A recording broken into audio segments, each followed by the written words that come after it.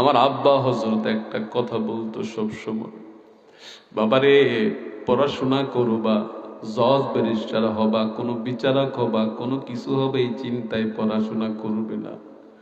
পড়াশোনা করবে আল্লাহ বাস্তে, আল্লাহর সন্তুষ্টির জন্য, আল্লাহ যেন তোমারে দিনের পথে রাখে সেই চিন্তায় তুমি পড়াশোনা করবে। তার কারণ হচ্ছে দুনিয়ার কোনো মানুষ রিজিকের মালিক না, রিজিকের মালিক হচ্ছে আল্লাহ, রিজিকের মালিক হচ্ছে আল্লাহ। সেজন্য কি হবে সেই চিন্তা নিয়ে পড়াশোনা করবে না।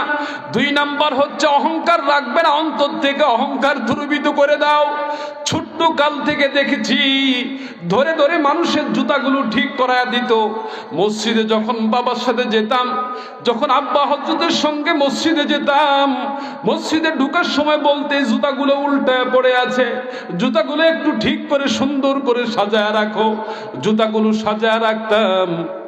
রওনা করেছি পূর্বাঞ্চলে বা কোথাও প্রোগ্রামে রওনা করেছি।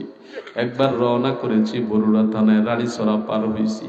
পার হওয়ার পরে সেখানে একটা ধানের জমিনের মধ্যে হাঁস লাগছে। আমার আব্বা রিক্সা থেকে দেখছে, রিক্সা থামায় আমারে বলতেছে নামো। বললাম কেন? হাঁসগুলো দৌড়ায় দিয়ে আস।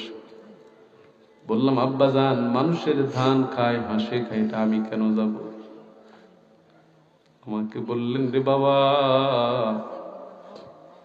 কোন মুমিন কোন মুমিনের ক্ষতি সাধিত হতে দিতে পারে না। একজন মুমিন আরেকজন মুমিনের ক্ষতি সাধিত হোক এটা চাইতে পারে না।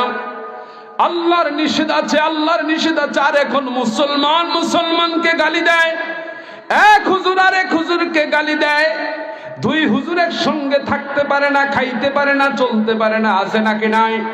আপনারা আছেন মহাবিপদে। এক হুজুর এক এক কথা বলে যায়, আপনাদের আমল করতে এখন খারাপ অবস্থা হয়ে গেছে, জটিল হয়ে গেছে। অবস্থা এমন এখন হচ্ছে, এক মুসলমান আর এক মুসলমানকে হত্যা করে ফেলে কোনো সমস্যা হয় না, মনে কোনো দাগ কাটে না।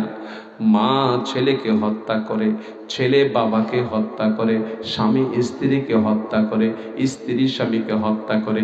তার মূল কারণ হচ্ছে তার অন্তরে বেদি, অন্তরে বেদি, তার অন্তরটা ঠিক নাই। যদি অন্তরটা কুলুষ মুক্ত থাকতো, বেধি মুক্ত থাকতো, ওই বান্দার দ্বারায় কশিন কালো এহেন কাজ হতে পারতো না, ঠিক কিনা? আমি নামছি, নেমে হাঁস ধরে দিছি। আপনাদের রহিমানা করে মাহফিলে রওনা করেছি লতিফিয়া নামিয়া কমপ্লেক্সে। মেজবা হুজুর আছে না, হুজুরদের যে মাহফিলে আব্বাজান দাওয়াত দিত, আগে আব্বাজান যাইতো থাকতো। তো যাওয়ার সময় কচুয়া সুরমা বাস তখন চলমান। আব্বাজান বাম দিক দিয়ে চলতো না, ডান দিক দিয়ে চলতো।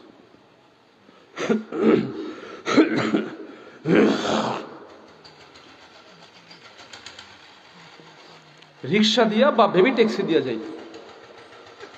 এখন রিক্সা দিয়ে বেবি ট্যাক্সি দিয়া যাইতো। যাবার কালের সময় বাস তো আসতেছে, বাস তো চলে ডাইনে ডাইনে নাকি না বাঁয়ে বাঁয়ে? বাঁয়ে বাঁয়ে চলে না? এটা কি সুন্নাত তরিকা? মুসলমানদের সুন্নাত তরিকা হচ্ছে প্রত্যেকের ডানে চলবে। কোথায় চলবে? যদি বলেন কোথায় চলবে? আজকে থেকে আমলটা শিখেন, ডানে চলবেন।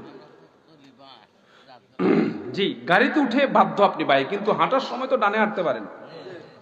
চেষ্টা করবেন তো। একটা মৃত্যু সুন্নাতকে জিন্দা করলে আল্লাহ 100 শহীদের সওয়াব দেয়।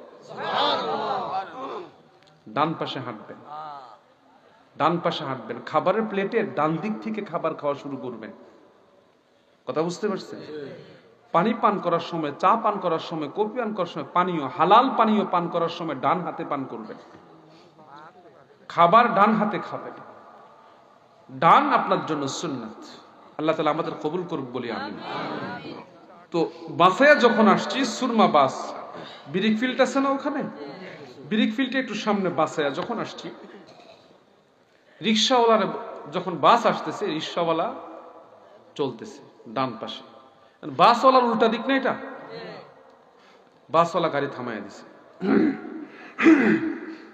হেল্পার রিক্সা ড্রাইভারের বকা দিলে, এই বেটা কি গাড়ি চালাস, নিয়ম জানোস তা, রাস্তায় বাইরস কা? আব্বাজান ড্রাইভার সাহেব বললেন সবর, একদম সবর, আপনি কিচ্ছু বলবেন না। আপনি সবর করেন, আপনি রসুলের সুন্নাহ অনুযায়ী আপনি চলতেছেন। এটা রাষ্ট্রের আইন, রাষ্ট্রের আইনে আপনাকে বাঁয়ে বাঁয়ে চালাচ্ছে, এটা ব্রিটিশদের আইন। এই ব্রিটিশদের আইন মানতে আমরা বাধ্য নই। বাংলাদেশ সরকার এই আইন করেছে, বাংলাদেশ সরকারের এই আইন মানতে আমরা বাধ্য নই, কিন্তু বাধ্য হয়ে হয়তো আমাদেরকে চলতে হচ্ছে। বিষয়টা কি তাই না? কিন্তু আমার বাবা এটা মানতো না। আমরা মানি, আমার বাবাকে জীবনও মানতে দেখি নাই, জীবনও তিনি এটা মানেন না, ডান দিকে চলেছেন। বাসালা রাগ করেছে, রাগ করার পরে আব্বাজান থামায় দিলে, আপনি রাগ করবেন না, উনি বিষয়টা জানে না এই জন্য রাগ করছে, আপনি তো রসুলের সুন্নাহ অনুযায়ী চলছেন, আপনি ডান দিকে চলেন। এই রহিমানাগর আসা পর্যন্ত একবারের জন্য ড্রাইভার বাম দিকে আসতে পারে নাই, গাড়ি থামায় রাখছে, আস্তে আস্তে আস্তে আস্তে গেছে। এরকম সারা জীবন তিনি এমন ভাবে কাটিয়েছেন। তো সেখান থেকে যদি উপলব্ধি করেছি, পেয়েছি, ছাগল মানুষ অনেকে বাঁধে, ছাগলে যে ধান খায় না, গম খায় না। আরেকদিন আমার দিয়ে ছাগল সরাইছে, বললাম ড্রাইভার সাহেব করুক, কয় না তুমি যাও, তুমি করবে, ছাগলের খুঁটা তুমি যে বেঁধে দিয়ে আসো। এই ছাগলের খুঁটা খুলে উঠে গেছিল, এটা নিয়ে দিয়া তারপর এটা রশি ছোট করে দিয়ে আসছি, ফসল খাচ্ছিল। কোন মুমিনের ক্ষতি চাইতে, এটা মাথায় রাখবেন। আল্লাহ তাআলা আমাদের হেফাজত করুন, সকলে বলি আমিন, জোরে বলি আল্লাহুম্মা আমিন। এটাই হচ্ছে কলব পরিশুদ্ধতার একমাত্র ঔষধ, হলো কার জিকির। জোরে বলুন না, কার জিকির?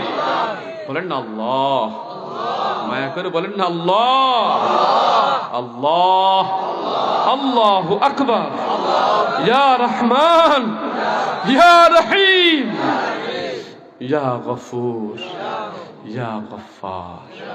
বলেন আল্লাহু আকবার। তিনি দয়ালু, তিনি অতি দয়ালু, অতি দয়াময়, তিনি ক্ষমাশীল, তিনি অতি ক্ষমাশীল। বান্দা গুনাহ করে এটা গোপন রাখে, কারণে জানতে দেয় না, আর বান্দারে ডাকে ওয়াসারিউ, তাড়াতাড়ি অগ্রসর হও ইলা মাগফিরাতিম মির রাব্বিকুম, তোমার রবের ক্ষমার দিকে। বলেন আল্লাহু আকবার। কত সুন্দর করে বান্দারে ডাকে, কত মায়া করে ডাকে, বান্দার আস্তে আস্তে যাইস না, ওয়াসারিউ, তাড়াতাড়ি অগ্রসর হও ইলা মাগফিরাতিম মির রাব্বিকুম, তোমার রবের ক্ষমার দিকে। কে ডাকে? কে ডাকে?